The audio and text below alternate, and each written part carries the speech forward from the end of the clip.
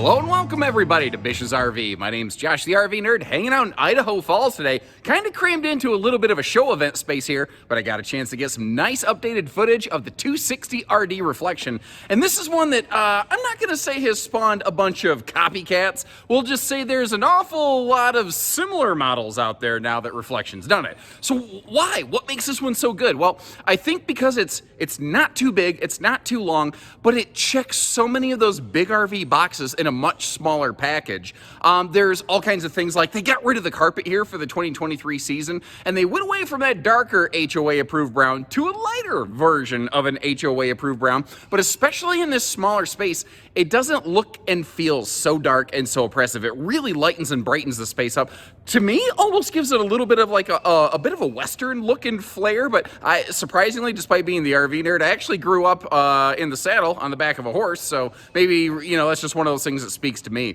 This is a shorter model, and it does come with a 3,000-pound towing hitch and 4-way wiring plug in the back, so if you want to bring along a little cargo trailer, a little boat, little, you know, you want to throw a couple dirt bikes in a trailer and take it to the track for the day, this one could work. This would be a pretty swanky place to kick back after a couple laps, I'll tell you that. We've got a true queen bed up front with a big bonus closet, because they find so many good crafty, creative ways to accomplish storage in a smaller space on this one. It's really, really impressive. They give us extra bedroom storage without adding an extra bedroom slide, which means less seal points, less weight, less maintenance. And this one does have better hitch weight than a lot of fifth wheels this size. I do still think it is a bit much for most half tons, but we're going to talk a little bit more about that as we go a little bit later today. If you appreciate how we're going to share the good with the bad with you and give you a fair, reasonable look at this one, make sure you hit that subscribe button, like our video, and let's get in there.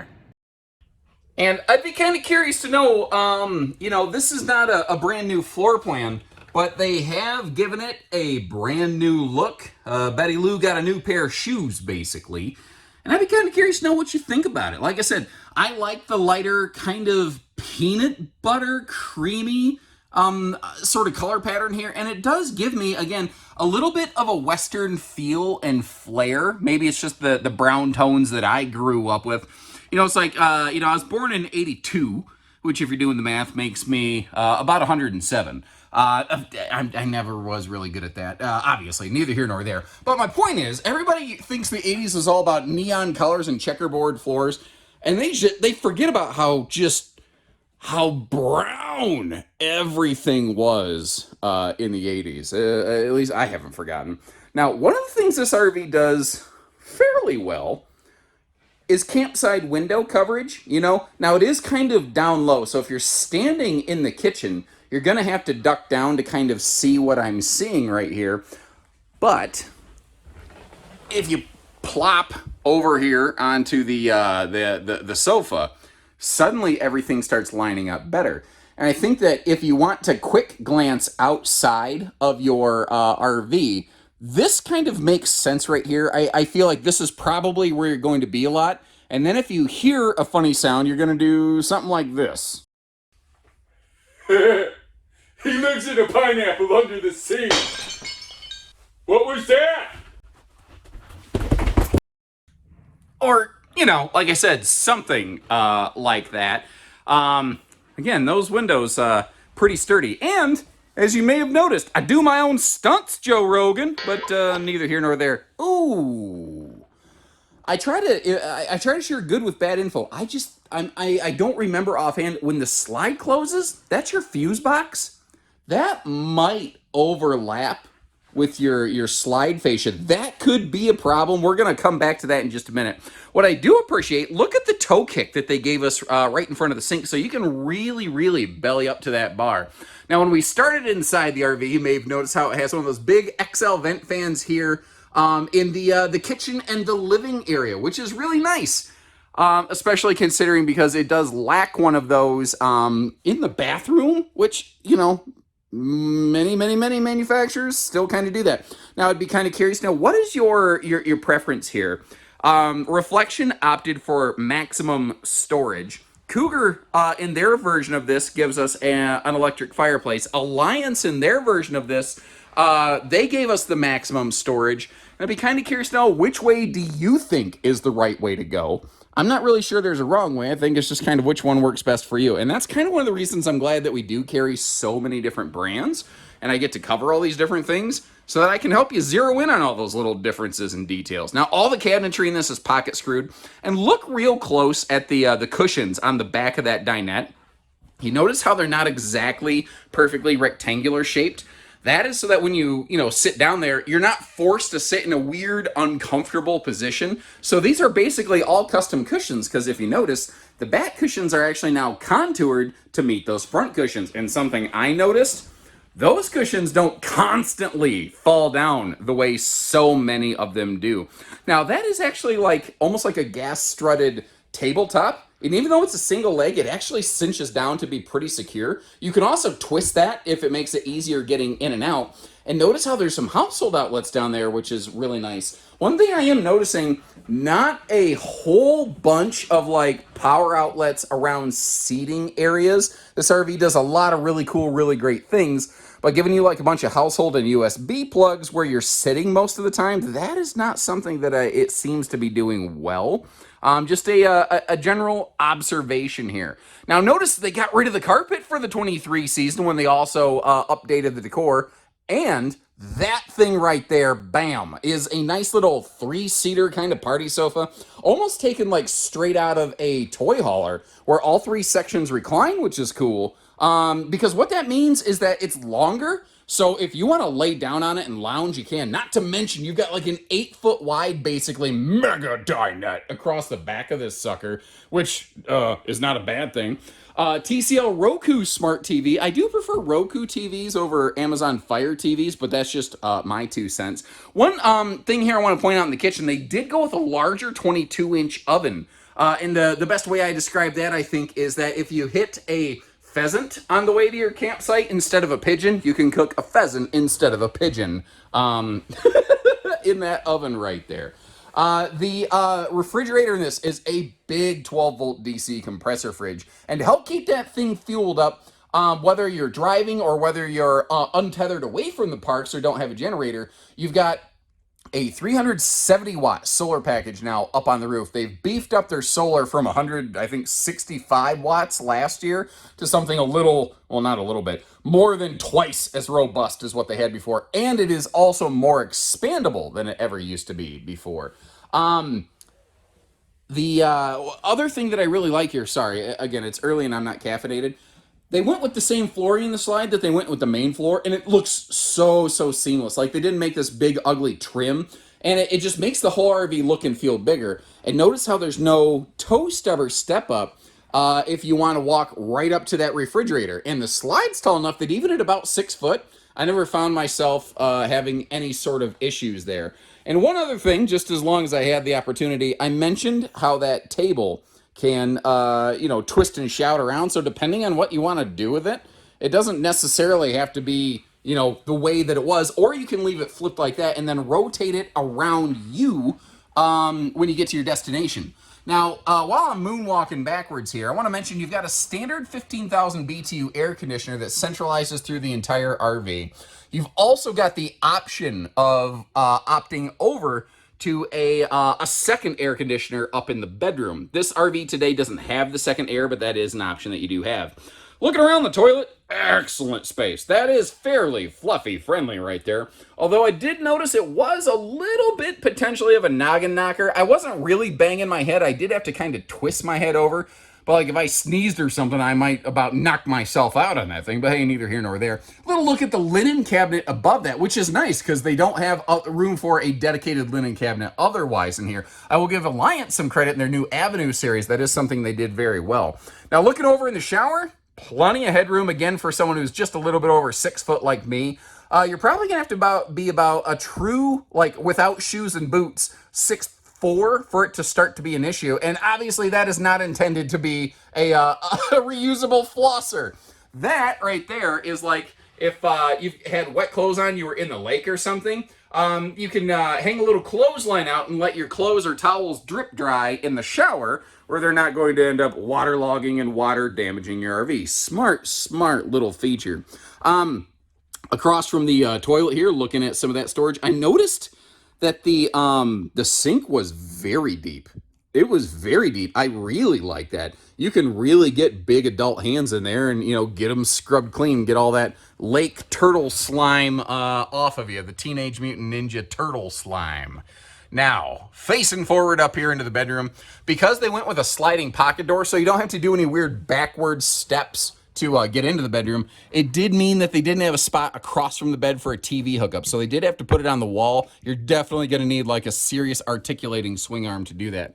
One other thing that I really like is they maintain the same blackout shades here in the bedroom that they used in the rest of the room. Now, good news, bad news. Good news, it's a true queen bed, not a shorty McShort pants, which is nice. Bad news, it does have I'm going to say about a 5-inch ankle breaker step of death right there. And in case, you might go, why? Why is that there? Basically, that is another cross-member support beam up in the gooseneck area of the RV so that the front end maintains its structural integrity. Now, some other brands don't use that. They use like a big 6x6 header tube called a Rhino Box style chassis. It's a little bit more expensive kind of chassis system. But there's advantages, disadvantages every which way. This one's also a little bit lighter weight in the front end, which is not a bad thing. Now you've got side stands. You've got some USB plugs right there above the bed. Both sides of the bed have some household outlets beside over there. I'm not a CPAP user, and I'd be kind of curious, does that look like it's going to be enough space, or any actual owners with experience? Could you chime in and let us know if there's actually enough space in there for that? Now, the bed does have easy lift storage below. Alakazam, lifting that up out of the way. You might wonder, what is that big extra cushion in there? That is the conversion cushion. If you want to turn that mega dinette into a sleeper, that's the cushion you're going to use to actually lay on and sleep on. All the cushions around your back, because they're goof stupid in shape, well, you just sort of take them off and either chuck them on the floor or stack them on the sofa. I don't know. You just put them somewhere else. Now, you see that you've got that dedicated big closet space over there. It's nice that they give us the extra closet storage without the slide out, without doing a wall slide, because it means that we get to maintain these maximum windows. And you have fewer seals, fewer seams, fewer things to maintain. And over here on the campsite of the RV, that big window giving you an awesome look at your destination. I think if you wake up in the morning or at night, you want to hear something. Right now, the folks at Grand Design not appreciating that there's a Brinkley sitting right outside their window, but it is what it is. When you're at your destination, who knows what you'll see out of the window?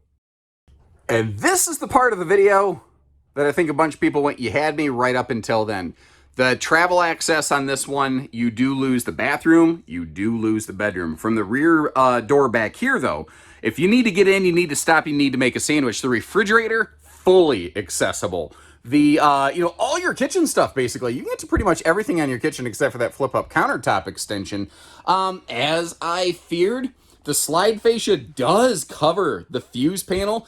That is a little bit of a black eye against this one, I feel, because God forbid you have some kind of problem and let's say the fuse that powers this slide out over here pops. They don't do that often, but I've seen it happen. It's kind of like, farmers, we know a thing or two because we've seen a thing or two. I've been in it for a minute. I've been calling RVs for 14 years now, and I've seen more than one slide fuse pop. You would have to manually override that slide to get that sucker out. To put a new fuse in there. Now, you wouldn't have to do it all the way, but still, that would not necessarily be a fun thing.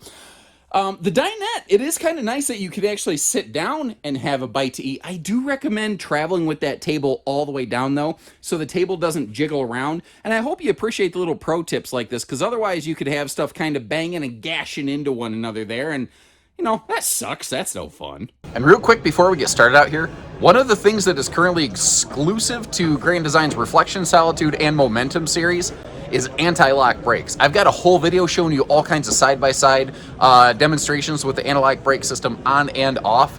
This could literally be something that saves lives, and this is the only place where it's available from a factory level right now. I'm hoping that changes and more places start offering that, but currently, this is where it's found. Now, as I mentioned, we are in a show displace? Yeah, whatever. I'm displacing your time by wasting it, apparently, I don't know, show display space today. Although those arches kind of look like something people get married under, don't they? Kind of cute. I like them. And yeah, I said cute. What about it? I'll eat some raw meat and hang some sheetrock around an engine I'm rebuilding later to make up for it. No big deal. Now, taking another look at the weights and the measures over here. With about 1,300 pounds of hitch weight, this one starts to sound more half-ton towable, but I still do generally recommend a 3/4 and up, because on top of that 1,300 pounds, by the time you add the weight of the physical hitch, the cargo in the RV, and even your own body weight in the fifth wheel, I do think it's going to exceed what most half tons are going to do. It is theoretically possible to get like a super max duty half ton that actually can do the job properly, safely. But that's not the average half ton with tow package that somebody has laying around. So kind of keep that in mind. Now, it's a little dark up front here. I'm going to shed a little bit of the light on the situation. It's going to be bright for just a minute here. Bam! Now, that is actually a light you can turn on, off, or put it in motion mode, like apparently I've done right there. I guess it flips off after a second. Hey, there we go. Up front here, this is nice. 50 amp MPPT charge controller. Now, if you don't know what all that means, there's two types of charge controllers, and I'm just going to rattle off some letters here that probably mean very little to you. There's PWM, there's MPPT. Basically, MPPT is the better, more expensive one, but it captures juice that the other style loses and basically turns more of the sunlight into lightning in your batteries, is effectively what we're talking about here. Now, a couple other details. We've got some display chairs in the way, obviously, but we've got our, notice how it's an exterior mount furnace. What that means is if you ever need service on this, the furnace pulls right out the side of the RV. You don't have to go dig, like, you don't have to get under the kitchen cabinets and tear stuff apart to get to it. That's a really smart service feature. They thought ahead and made sure that owners, 5, 6, 7, 8 years would be good. We've also got tankless on-demand water heater. Grand Design was one of the first to really kind of adopt that very, very widely, and it seems like a lot of brands have since jumped onto that. I don't have any personal experience with them, so I would be very interested, people watching this video, if you could, if you do have experience with both tankless and traditional gas electric water heaters, I would really love it if you chimed in and gave us a little bit of, your own insights. Now, you see how we've got, more lighting. I really give them credit. They put the battery disconnect switch up high, so it's not going to get smashed. Again, a lot of thoughtful little details for owners included in here, including like if you want to plug something into those power outlets right there, you don't have to leave your baggage door open to be able to use them. Now, jumping over to the driver's side of the RV, or as any RV expert and aficionado knows to call it, the poop side of the camper. We've got our auto leveling controls, like the battery disconnect, nice and up high. Reflection includes TPMS. We just don't have that module installed right now, so it doesn't go walking off of its own accord. And I like how in the flooring of the pass-through, they didn't put any of that kind of carpeted stuff. Now, obviously, the walls have a little bit of it, but it's the flooring that tends to be the biggest issue with that. Enclosed docking center this one also has a single sewer outlet. It is a solo-headed sewer monster, as it were. Underbelly here is enclosed. It is forced air heated. You have holding tank heaters standard on every one of these. You also have a radiant barrier going across the belly, up the nose, across the roof. And all that's well and good, but what it means is that this is 0 to 100 degree tested and proven. Now we're back over here on the driver's side of the RV, just in front of the tires, just below the water heater and the furnace. You see that you do have a propane cooker hooker for some grilling and chilling outside. Goodyear Endurance radials, MORryde CRE 3000 suspension system, all standard on these. And as we back up, you also see this has 4-point auto leveling. I've had some people all of a sudden recently here, even on small fifth wheels, I've seen people asking, why not 6-point leveling? It physically doesn't fit. It physically doesn't work on an RV this size. Now, one interesting thing here, sorry, I'm trying to weave between a maze of display spaces here. Behind the tires, there is a little sewer caddy tube for the Stinky Slinky. And you may have noticed how they're not doing the fold down stable steps like nearly every other brand. Some people don't like those because on some campsites, you really can't, get them where you want them. You can't get the steps flat how you would like them. And as long as we're looking at the ladder, let's take a pop-up top here, as opposed to hop-on-pop like Dr. Seuss. You see that this obviously has a fully walkable roof. It also has a 370-watt solar package. That is a vast improvement versus what they had done in the past. So to keep that big 12-volt refrigerator up and running, that goes a long, long way. And with a 50-amp MPPT charge controller, you should be able to add a second one of those panels up there and get like 740 watts of solar cranking. That is not bad as far as factory solar packages go. Now, climbing down the ladder all the way in the back here, right up against the old hockey wall, we've got a your receiver hitch, which is 3,000-pound tow rated, 300-pound vertical tongue limit rated, meaning like if you wanted to put a bike rack or something on there. It's not made for like a motorcycle lift or anything. You see that we're backup camera ready, and one other interesting little doodad up front there. On that front side clearance light, there's actually a side mount camera prep as well. But as I'm walking by, I noticed one other interesting doodad here. Sorry for jumping around like the House of Pain. They give us the anti-slam Miss Piggy karate chop door.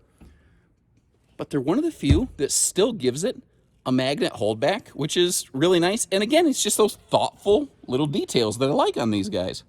So, on behalf of all my brothers and sisters out here at our Idaho stores, thank you very much for tuning in today. We do carry Grand Design and Reflection models at multiple locations across our network, I guess would be the proper, I almost said lineup, but network sounds better. It's early, I'm not caffeinated, I'm just gonna roll with it. All I've got in me is 2 glasses of orange juice and hope today. Oh no, I got tired giggles. All right, anyway, one quick note with Grand Design. Normally I leave you a link to check pricing and availability. They do not allow us to publish anything but MSRP. And we play by the rules. I wish I could just publish our discounted sale price for you, but we are literally required to ask you to contact our team, and then of course we can get that for you. But it's just one of those little interesting things with this company. Anyway, let me know what you think about this one. Where did they nail it? Where did they fail it? And until next time, take care, stay safe, have fun, and happy camping, everyone.